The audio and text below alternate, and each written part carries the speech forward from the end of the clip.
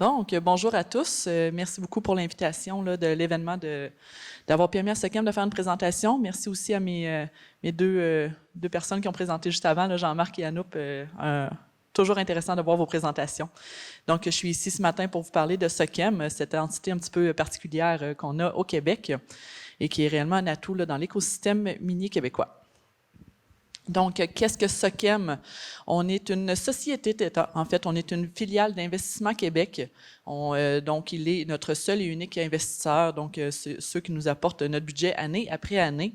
On est en fait une compagnie d'exploration junior, un peu du même type que Azimut Exploration, là, qui est présenté juste avant. Mais on a la capacité d'aller chercher du financement assez majeur et ce qui nous permet de faire progresser des projets d'exploration vers des projets un peu plus avancés.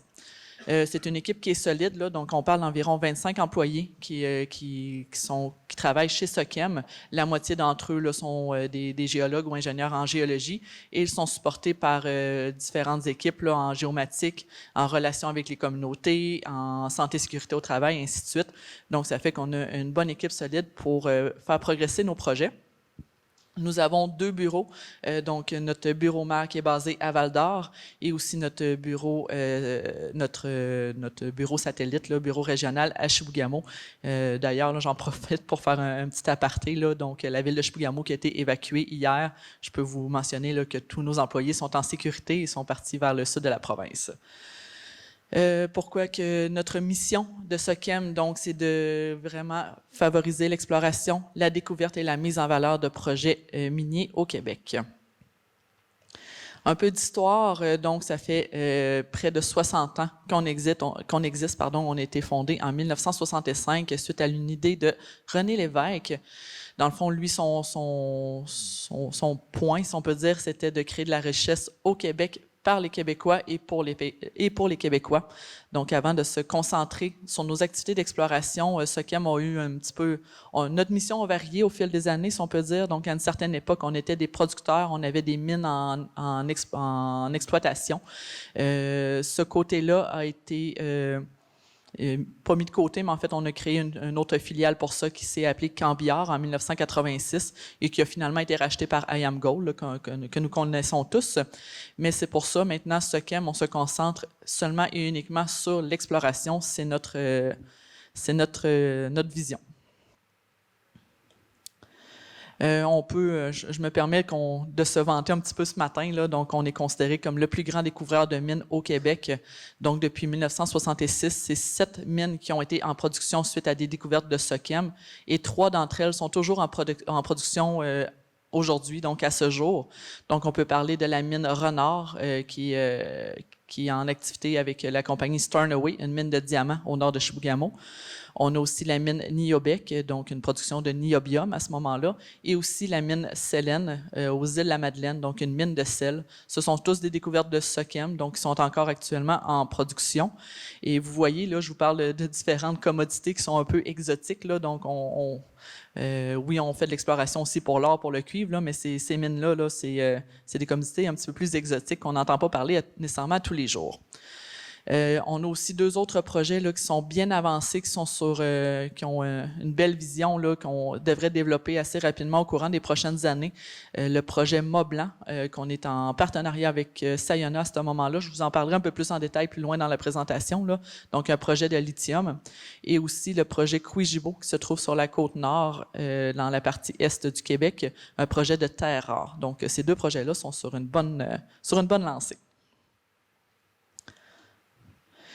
Donc, je vous le disais un petit peu plus tôt, SOCAM, on est là pour se concentrer sur l'exploration. C'est vraiment notre force. On se concentre là-dessus. On parle des projets au tout départ. Donc, on fait de la génération de projets partout au Québec. On fait de l'exploration, de la cartographie, prospection, géophysique, géochimie, ainsi de suite. Et on réussit à mener nos projets jusqu'aux études techniques préliminaires. Donc, on fait des estimations, pas à l'interne, mais bref, on fait progresser nos projets jusqu'aux estimations de ressources, études économiques préliminaires. Une fois qu'on a atteint ces jalons-là, on transfère nos projets à ce moment-là vers Investissement Québec, que eux ont la stature financière pour continuer à faire progresser ces projets-là qui sont plus avancés, qui sont plus coûteux. Et à ce moment-là, Investissement Québec ont vraiment les contacts pour faire progresser les projets ces projets-là d'envergure.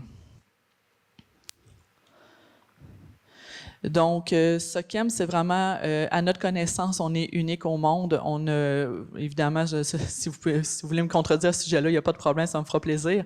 Mais à notre connaissance, il n'y a pas d'autres compagnies qui ont cette structure financière-là, donc qui est financée par en fait, une compagnie d'exploration financée par le bras économique gouvernemental. Donc, à notre connaissance, c'est vraiment unique. On a aussi le mandat à ce moment-là de faire de la représentation à l'international parce que un de nos mandats, en fait, c'est de rapporter des investissements au Québec par différentes compagnies d'exploration ou des producteurs. Donc, SOCEM, là, de plus en plus, on fait de la représentation à l'international pour attirer les yeux, sur notre façon de faire, sur nos projets, puis c'est ça, de rapporter les investissements à ce niveau-là. D'année en année, on a vraiment un budget qui est stable et récurrent. Donc, on passe au travers les cycles économiques de façon un peu plus facilement, si on peut dire. Donc, chaque compagnie qui est listée en bourse vit un peu des hauts et des bas. On est plus ou moins impacté, nous, à ce côté-là. Je vais juste regarder mon temps, voir si je suis toujours correct. Donc, dans les creux, on peut se considérer pour quand les compagnies ont un petit peu plus de difficultés, on est des bons partenaires pour eux, on continue à être capable de financer les projets. Puis pour nous, ça nous ouvre la porte à des opportunités d'acquisition de projets ou d'optionner des projets pour des compagnies qui sont peut-être un peu plus en difficulté à ces moments-là. Dans les cycles haussiers, on voit le côté contraire. Donc, nous, on continue toujours nos projets d'exploration, on continue à faire progresser nos projets. Par contre, on voit à ce moment-là des opportunités de vente pour certains des projets qu'on aura fait avancer ou d'options de ces projets-là. Donc, on passe au travers ces différents cycles-là. Notre actionnaire, donc Investissement Québec, est patient. Il y a une vision vraiment qui est à long terme. Il est capable d'avoir une stratégie à long terme. Je vais avoir l'exemple de Moblanc que je vais vous montrer un peu plus tard, qui prouve cette stratégie long terme-là. Donc, on n'est pas pressé par les cycles. On s'entend qu'on veut faire une découverte, on veut toujours d'avoir des nouveaux projets qui rentrent dans le collimateur le plus rapidement possible, mais reste qu'on n'est pas vraiment à la merci du cycle boursier. Un de nos points aussi, un de nos plans d'action, là, c'est vraiment de développer des nouveaux territoires. Donc, je vais dire, par exemple, sur le long de la 117, de la route 117, entre Val-d'Or et Rouyn-Noranda, on n'est pas actif dans ce secteur-là. Il y a déjà plusieurs compagnies qui ont des expertises dans ces secteurs-là, fait qu'on les laisse se concentrer sur ce bout de territoire-là. Nous, on va aller prioriser des secteurs qui sont moins actifs, qui sont inexplorés, plus difficilement accessibles ou près de des infrastructures projetées par le gouvernement. Donc, c'est vraiment notre stratégie là, de laisser les territoires plus facilement accessibles à des compagnies qui ont les expertises dans ces coins-là, puis nous, on va aller dans des secteurs un peu plus difficiles.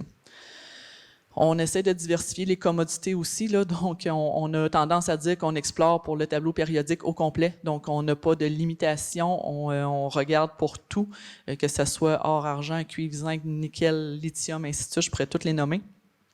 Et on est bien en communication avec le gouvernement du Québec par rapport au plan de valorisation des métaux critiques et stratégiques. Donc, ça a été développé là, depuis 2020 par le gouvernement du Québec et notre stratégie est fortement axée là-dessus. On est en communication étroite là, par rapport aux filières batteries, quels seront les prochains métaux et minéraux qui seront demandés dans le futur sur les 10 ou les 15 ou les 20 prochaines années.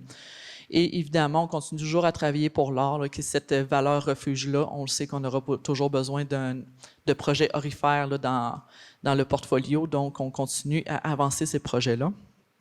Donc, je me permets de le mentionner, je ne pense pas que je l'ai dit avant, là, donc on a un portfolio qui est composé d'environ 50 projets de différents stades d'avancement sur différentes commodités. Je vous invite à aller voir notre site Internet. Là, on a une carte interactive qui montre tous ces projets-là. C'est vraiment bien monté. On est garant de l'image du gouvernement québécois, donc on se doit d'agir de façon d'être un bon citoyen corporatif finalement. On sait entre autres depuis environ 2 ans, on est certifié avec la nouvelle certification Écologo qui a été mise en place par l'Association d'exploration minière du Québec. Donc pour nous, c'était très important de s'axer là-dessus. On se doit d'être garant de l'image du gouvernement. Puis, en fait, cette certification-là dictent les lois et règlements, c'est pas plus compliqué que ça, mais ça nous aide à faire la paperasse en lien avec ça, à démontrer qu'on agit correctement par rapport aux différents lois et règlements. Donc, je vous disais qu'on était, juste avant, là, je vous disais qu'on était axé là, sur le plan québécois de valorisation des minéraux critiques et stratégiques, pardon, j'ai la misère à le prononcer. Donc, cette année, en 2023-2024, c'est plus du tiers de notre budget qui sera investi dans ces commodités-là. Donc, on a vraiment un impact majeur. Au cours des dernières années, il y a une gradation de notre budget par rapport au MCS. Donc, cette année, on est rendu au tiers de notre budget. Plusieurs de ces projets-là seront travaillés, entre autres en partenariat avec Azimut, là, qui présentait juste avant les projets à la baie James de Piqua, Pontois, Dalmas et Galiné. Je vais vous montrer un peu plus loin, là, un peu plus en détail, qu'est-ce qu'on va faire sur ces projets-là. On a aussi un projet en partenariat avec Viard Exploration, le projet Skyfall, qu'on vient tout juste de signer il y a environ 6 mois, qu'on va explorer cette année pour le nickel, le cuivre et le cobalt, ainsi que les éléments du groupe du platine. Et on continue à faire progresser certains de nos projets là, qui sont à 100% SOCEM, les projets Albert-Beauregard, Estron et Quijibo là, qui sont en nickel cuivre et éléments du terroir également. Donc, une belle variété de projets qu'on va travailler au courant des prochains mois. Donc, le partenariat, je vous en ai mentionné quelques-uns juste avant, c'est vraiment dans notre ADN et je vais vous expliquer pourquoi. En fait, c'est assez simple, on n'essaie pas de réinventer une recette, là. C'est que pour nous, le partenariat, c'est vraiment axé sur le principe du partage. On partage les dépenses, c'est certain, c'est un peu moins stressant au jour le jour quand on fait des investissements sur le terrain, quand on peut partager la facture en deux, si on peut dire.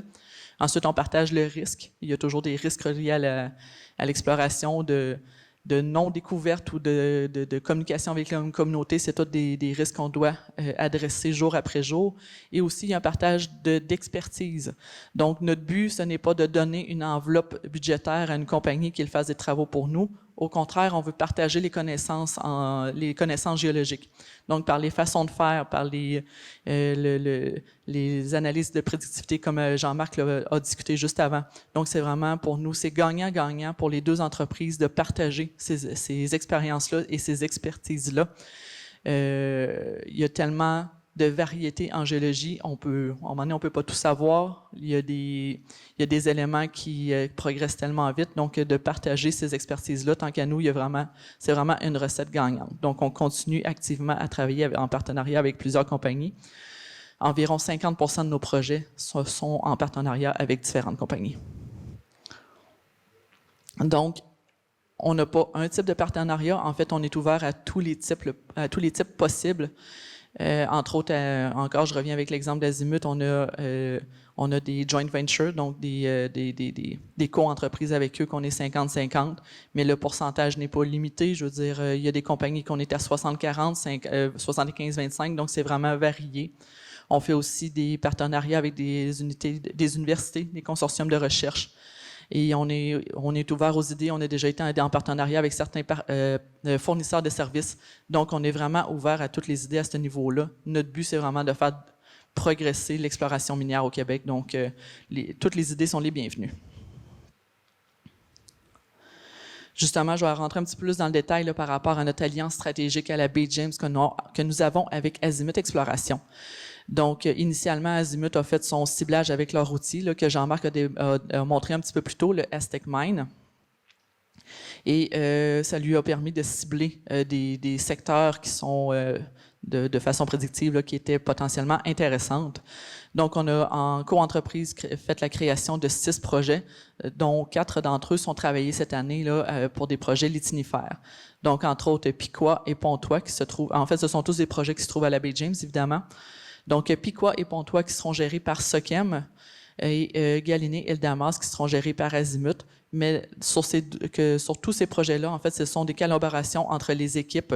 Donc, quand c'est nous qui allons gérer, quand c'est nos équipes qui seront sur le terrain, bien, quelques membres d'Azimut viendront nous prêter main forte et vice-versa.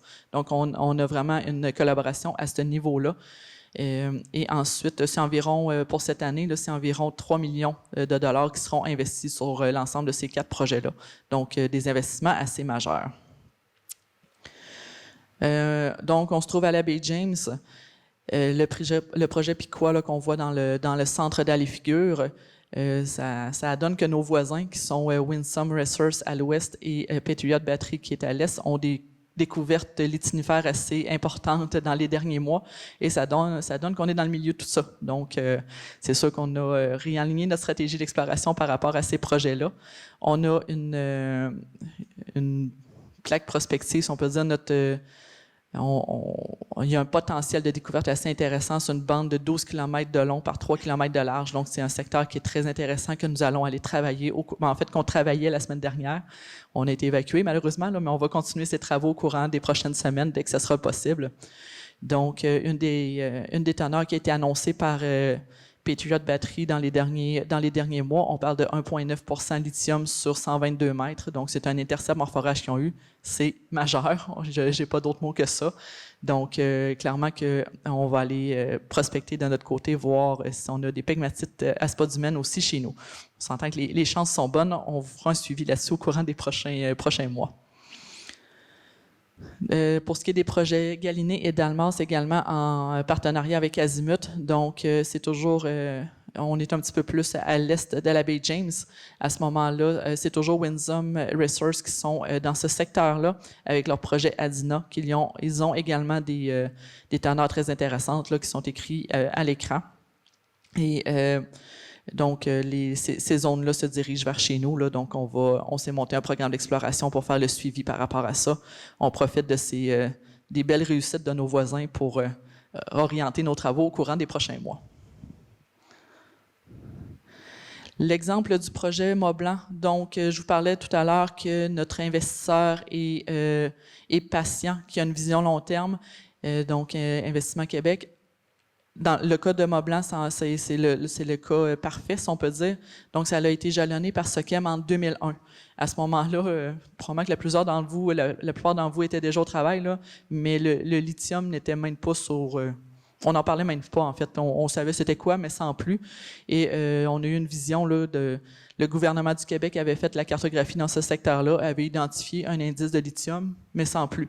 Donc, avec cette vision long terme-là, on a décidé de le jalonner. Et on a fait progresser des travaux jusqu'au début des années 2010, 100% Sochem. À ce moment-là, on a eu différents partenaires qui ont rentré en jeu. En ce moment, le partenaire qu'on a, c'est Sayona, donc une compagnie australienne qui est très axée sur le lithium depuis toujours. C'est aussi eux qui ont la seule mine de lithium qui roule en ce moment au Québec, là, le North American Lithium. Donc, le partenariat qu'on a à ce moment-là, c'est 60% pour Sayona et 40% pour Sochem. On a été des opérateurs du projet jusqu'en 2021, jusqu'au rachat de Sayona de notre ancien partenaire. Et depuis ce moment-là, c'est Sayona, depuis 2021, en fait, là, Sayona est devenu l'opérateur et continue à faire progresser le projet. Là, jusqu'en date d'hier, c'était 8 foreuses qu'on avait sur le terrain là, qui faisaient des trous d'exploration et des trous de condamnation. Justement, un petit peu plus tôt cette année, si ma mémoire est bonne, c'est au mois d'avril, une estimation de ressources a été publiée pour le projet Mont-Blanc. Donc, on parle de 21 millions de tonnes à 1% LIDO en ressources présumées et près de 50 millions de tonnes à 1,2% LIDO en ressources mesurées et indiquées, ce qui en fait le deuxième plus gros gîte de lithium au Québec. C'est énorme. Et le plus gros étant celui qui est en production actuellement par Sayona, là, le NAL. Donc, les travaux qu'on a en ce moment, on parle de 60 000 mètres de forage d'exploration ainsi que 15 000 mètres de forage de condamnation.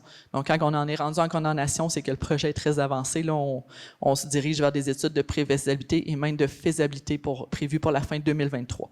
Donc, de rester alerte par rapport à ce projet-là, ça se développe à vitesse grand V. Dans les années à venir, là, on parle du début de la construction du projet en 2025 pour une production possible là, en 2027. C'est ce qui est statué pour le moment. Ça progresse excessivement vite. Et dire qu'il y a environ 3-4 ans, le projet était sur la glace. Donc, c'est sûr que l'intérêt pour le lithium actuellement avec les MCS a réactivé le tout. Donc, on parle d'une cinquantaine de projets dans notre portfolio. On tient à mentionner qu'on est très actif du côté transactionnel. Donc, au courant des derniers mois, voire un peu plus d'1 an, je dirais, c'est quand même 6 projets que nous avons vendus, 4 projets que nous avons achetés. En ce moment, on a 2 projets qui sont en option par SOQEM, un qui est en option par le partenaire et une panoplie de lettres d'intention qui sont signées en ce moment. Donc, on est très actif du côté transactionnel. Ça bouge énormément dans le domaine minier actuellement au Québec et on veut faire partie de cet engouement-là, clairement. On ne s'assoit pas sur nos claims, on veut faire bouger, on veut qu'il y ait vraiment faire partie de l'engouement qu'il y a au niveau des titres miniers au Québec. Donc, ça fait le tour de la présentation. Je voulais vraiment vous faire un survol assez rapide de qu'est-ce qu'est SOQEM et de toute notre histoire, là. Mais si vous avez des questions, allez-y, ça me fera plaisir d'y répondre.